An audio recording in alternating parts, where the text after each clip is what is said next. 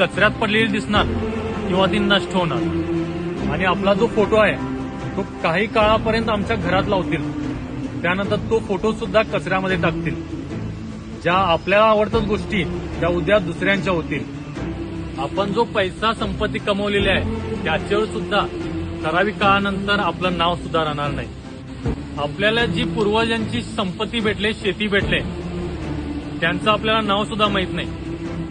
कधीतरी वेळ मिळाला तर विचार करा, कुणाला कुणाला आपल्या आजोबांच्या बाबांचं नाव माहित आहे. येणाऱ्या ज्या पिढ्या आहेत ते आपले नाव सुद्धा विसरतील.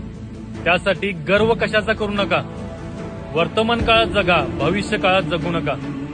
आपण या जगाचे ठराविक काळापर्यंत पाहुणे आहोत. सर्वांचं तिकीट कन्फर्म आहे, एकदा ना एकदा जावं लागणार.